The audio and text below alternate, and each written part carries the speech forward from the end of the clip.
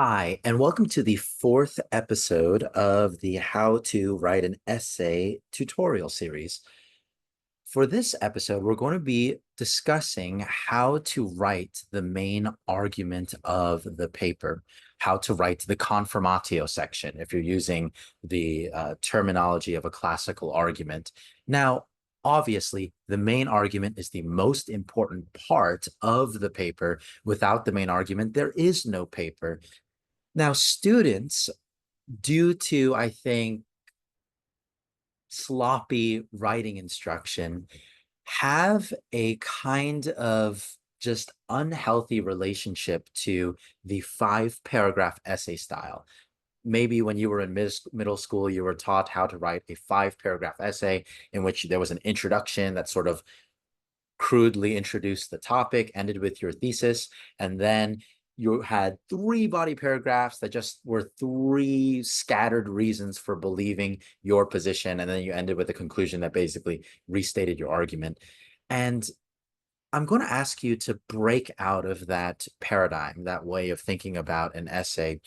We want to make sure that your essay presents a clear, cogent argument that begins with an initial premise that your opponent agrees with and progresses logically toward your conclusion.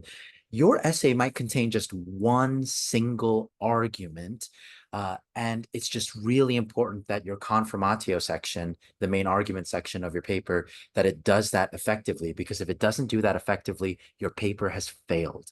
Now, I want to talk a little bit about what the confirmatio is and what it does. The confirmatio section presents the argument of the paper in a logical fashion. It needs to progress towards the conclusion.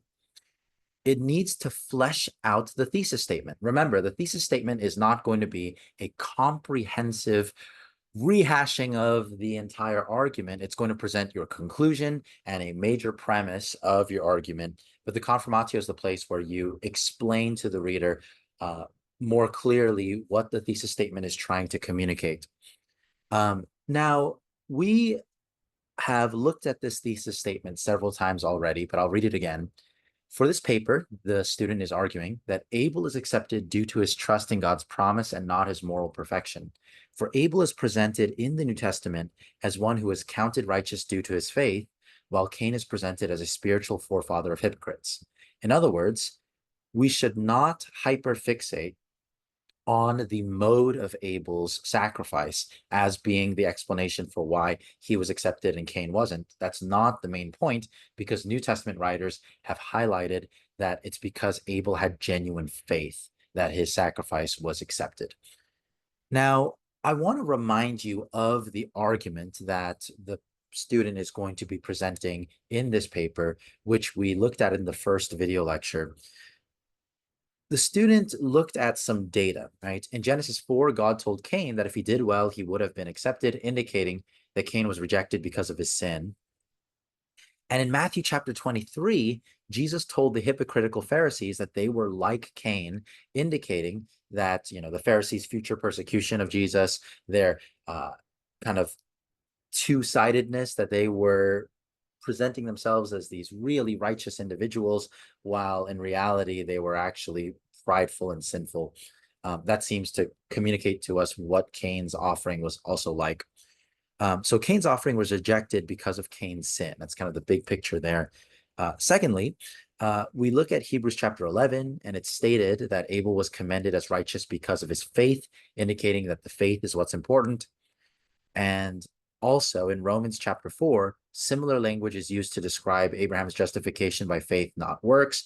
Put the two together, and the student is realizing that Abel is commended as righteous because of his faith, meaning that he is counted righteous because of his faith, meaning that he has righteousness imputed to him because of his faith. Connecting that to just the way that the Bible communicates to us how we are saved. So Abel's offering was accepted because he offered it in faith. And these two sub-arguments comprise the main argument. We see that Abel's offering is accepted on account of his faith Because of these reasons, Hebrews 11, Romans 4, and also conversely, Cain's offering was rejected not because of the mode of his offering, but rather because of hypocrisy. Genesis 4, Matthew 23 seem to communicate that together. So let's take a look and see how the student wrote the confirmatio.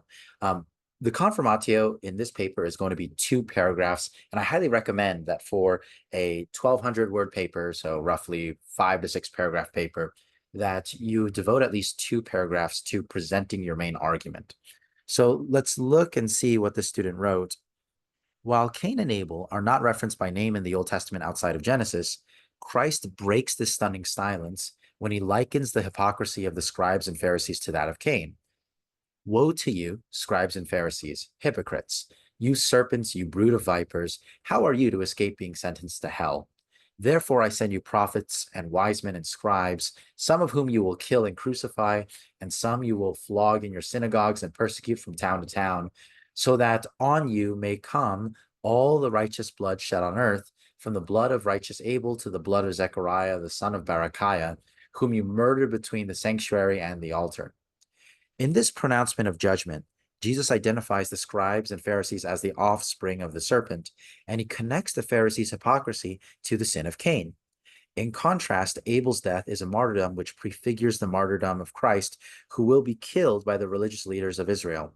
Christ implies that jealous and self-righteous hypocrisy fueled Cain's murder of his brother, just as it fuels the scheme of religious leaders to kill Christ.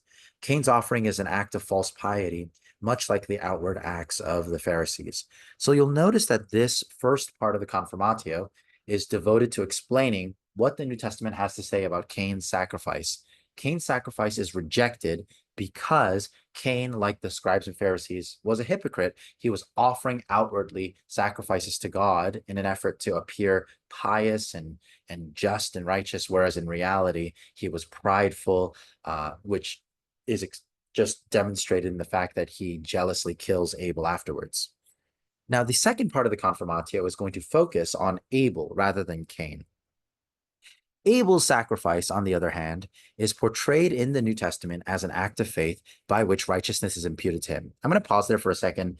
Do you notice how in both of these paragraphs, body paragraphs, the main idea is summarized right here in the first sentence, right? I'll take a look at the other paragraph, right? And you'll see that clearly here in the topic sentence, the first sentence, it clearly states that Christ likens the hypocrisy of the scribes and Pharisees to that of Cain, right? Whereas here, in the very first sentence, the student clearly asserts that Abel's sacrifice is an act of faith by which righteousness is imputed to him. That's what the New Testament communicates. So I'm going to continue.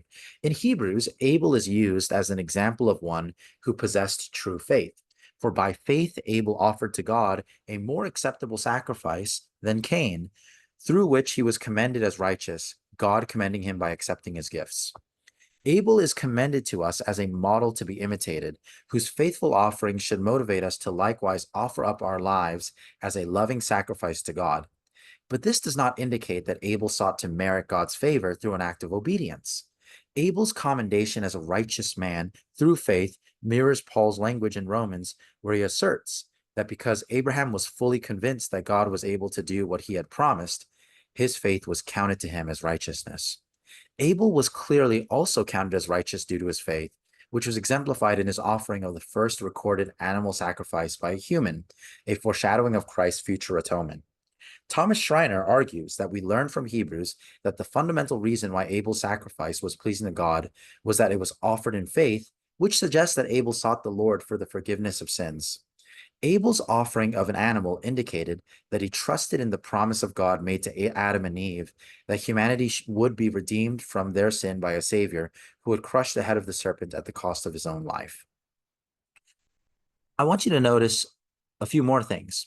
Notice that in this section of the Confirmatio, the student is clearly demonstrating that Abel's sacrifice, what makes it special, it's not the mode of the sacrifice, it's the faith behind it, and that faith is a saving faith. It is by that faith that Abel is justified, that by engaging in this act of faith, he is commended as righteous.